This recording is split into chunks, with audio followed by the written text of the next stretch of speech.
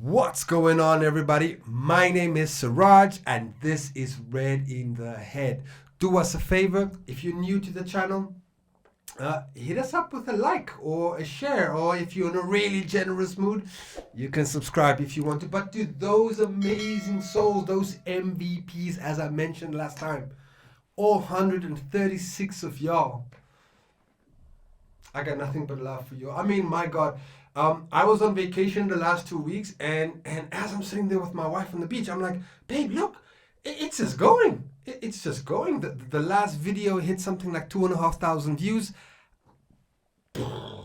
Completely blew my mind. So that tells me that this is something that we can all grow together. So I'm super excited. It really gave me a lot of energy over the holidays.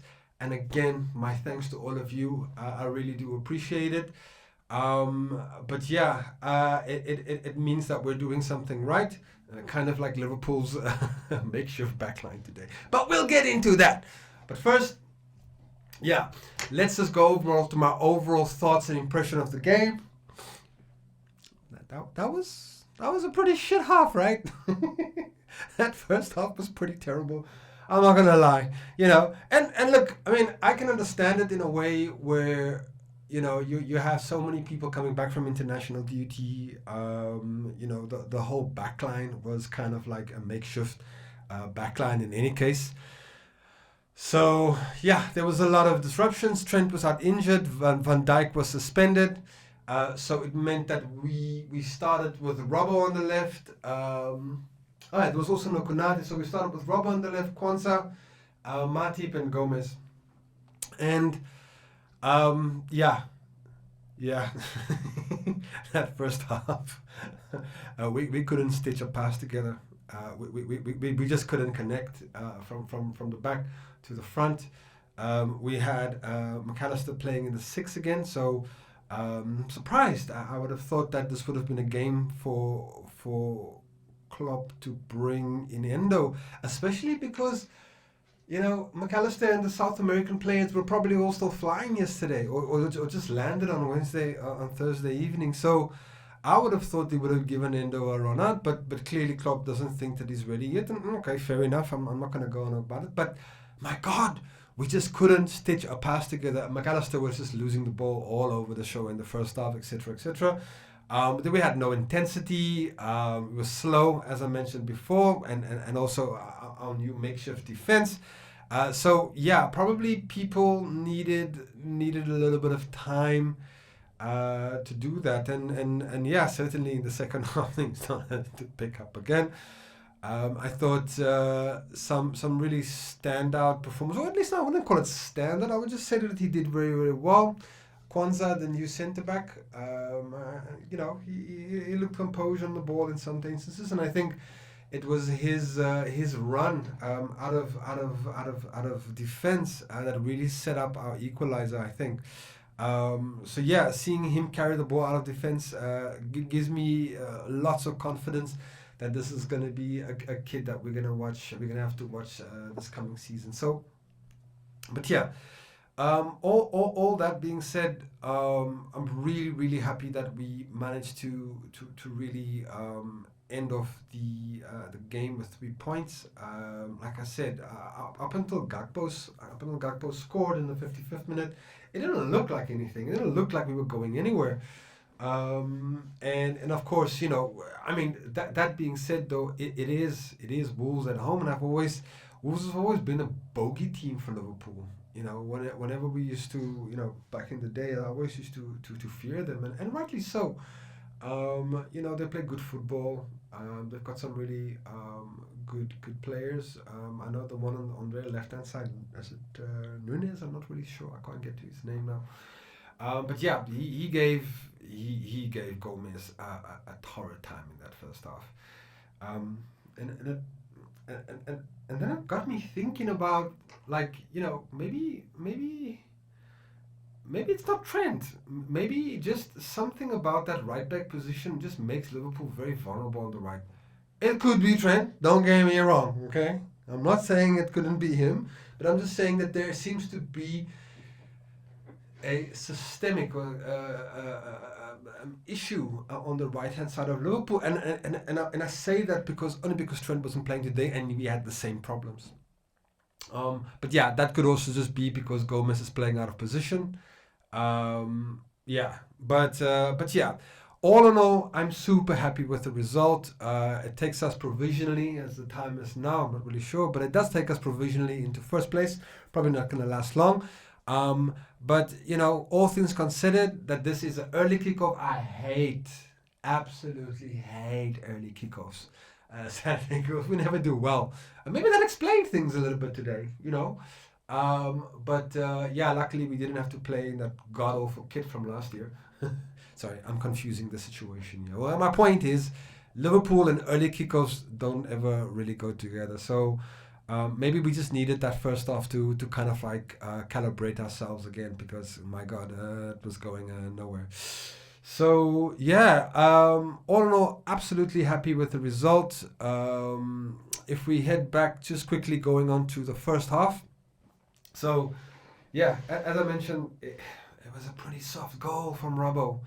It was a catalogue of errors. Let me put it that way, from the Liverpool defense, all the way from Matip missing his tackle, Robbo slipping, missing his tackle, turning his head, turning your head as a guy is taking a shot. My guy, you're a Premier League defender. You don't turn your head away when someone takes a shot. But he did. The ball goes through his legs, and okay. I don't know what happened with Alisson, but as it stood, it was 1-0, and deservedly so. I think that Wolves absolutely deserved. Wolves absolutely deserved the goal and to be 1-0 up, because we were poor. McAllister, as I said, was playing in the six, and he was poor. He just couldn't find anybody. And like I said, that could just be because, the guy was in Argentina 2 nights ago. So, maybe Klopp should have started with Endo. At least we would have seen how he's improved. But be that as it may. It was the same issues all the time we had with in the first half with the right backs. There was a lot of joy for Wolves. They were kind of playing more intricate passes on the right hand side or on our left hand side, and on our right hand side they would be a lot more straightforward and direct. And I think Gomez struggled for large portion, but overall it was just a fucking lack of cohesion. We managed to get 2 block shots at the end of the first half, which maybe Salah should have scored one of them. Szoboszlai definitely, but yeah, it wasn't to be. So we go in the half time, whistle, 1-0 behind, and I'm just thinking, you know what, it cannot be any worse than what you guys have just played right now, So I left at halftime hoping actually, they say hope is not a strategy, but I was hoping that we were going to get, some fresh legs on, and yes, we did. But before we did, I thought that, again, a great interchange. I'm not sure if it was Salah who got the assist for Gakpo, but a good goal from Gakpo, He seems a little bit out of sorts. He seems a little bit lost. Let me put it that way. Gakpo seems a little bit lost in the Liverpool team at the moment, in terms of, he's trying to find himself. He's trying to find his role in position. Obviously, Klopp is seeing if he can play in that 9 role, or at least do what Bobby used to do. But the thing that he definitely does, he's definitely a lot more, or at least he definitely gives us more defensive stability on top. Whereas maybe someone like Nunes is not great defensively. But you know what? When Nunes comes on, he is just chaos, an agent of chaos, and he certainly stirred things up a little bit. But be that as it may, back to the second half and Gakpo's goal, who made it 1-0 and unceremoniously hooked off by Klopp. It's like, that was your last kick. But you know what? Fair enough. I thought he was a lot better in the second half. He was completely anonymous in the first half, but second half he was good. But that's probably why Klopp just took him off in any case. But as the second half wore on, we started to get a little bit more control, and we definitely upped our intensity a little bit, which you could see Wolves just couldn't cope with at the end. We just started to wear them down. And before long, you had Elliot and Darwin coming on. And that was like the second time now I've seen whenever Liverpool lacked a little bit of intensity. It was the same thing at the Newcastle game. Elliot would come in and just, make things happen. He was just like bam, bam, bam. And he had a much bigger impact than let's say someone like Curtis Jones, who I thought again was anonymous today, right? So Elliot is really doing a big shout, or at least sticking his hand up to Klopp and saying like, you know what, I deserve to be in this team. I deserve to start, Klopp. I don't know if he deserves to start just yet, but I certainly think every time Elliot has come on, he's impressed. Darwin again was excellent, really, playing off the shoulder of the last defender and really just causing them fucking problems. So I love that about Darwin. He didn't score today, but he was in the mix, but it turns out that Robbo then went on his redemption arc, as you need to do, because it was really culpable, I think, for that first half goal. But Robbo makes it 2-1. And at that point, that's when I was like, okay, now I kind of feel that the team has started to connect and stitch together some things, and of course, obviously, the own goal, which I can't remember who was it, Elliot as well. Probably deserved the goal, but that was going out. But we get the OG, the own goal. Making it 3-1, and I think the game is done. I mean, the game was practically done at 2-1, but 3-1 really secures it, making it 16 games unbeaten for Liverpool. You shouldn't really look into these kind of unbeaten bullshit games. They've taken some of our results from last season. We're not Arsenal. We don't count last season as part of an invincible season. We don't count that, but they do. Be that as it may, absolutely great result. Another away win at a difficult ground. The Molineux is a difficult ground, and like I said, it's always been one of our bogey teams, so I was pretty impressed and pretty pleased that we walk away with the 3 points. To me, let's see, player of the match, who would I give it to? Kwanzaa, he did all right. Could give it to but you know what? The person I'm going to give it to is Mo Salah. I think he had like 3 assists today, and you know what? To me, what's really awesome about Salah's performance today, right, was really like he was the elder statesman. Salah has come into a place now where he doesn't need to prove himself now. He doesn't need to be the one that's like, okay, I'm going to be the one top scorer every time.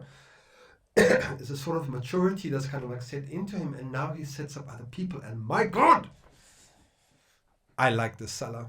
I like this unselfish Salah. I like Salah. Salah must be selfish and score his damn goals. But when someone is open, in the past he would usually take the shot. Now he plays someone in. So to me, Mo Salah is our player of the match. If you disagree, let me know in the comments, and we can have a debate about that. But yeah, that's it. Exciting times, Reds. Up next, the Hammers at Anfield. So yeah, another game that I'm looking forward to. Probably before that, we'll have Europa League. No, that's not the Champions League. But yeah, I don't think I'm going to be doing match reviews for the Europa League. But you know what? That's a different conversation. So yeah, that's it, Reds. Let me know what you thought. Again, to those who've been watching so far, I thank you again from the bottom of my heart. Let's grow together. I'm up for this. and I'm looking forward to it. So yeah, let's keep going. Let's keep growing. On to the next one. On to the next one. Ooh, oh, okay, you know what? I'm not gonna do that. West Ham, we're up next. What was that? Who's that Goblin guy? That David Moyes. We got them up next. So yeah, we'll see you then. Anyways, thanks for watching, Reds. Have a wonderful weekend, and hopefully all our rivals are dropping points, and we can have a great week ahead. Till next week, take care, and I'll see us later.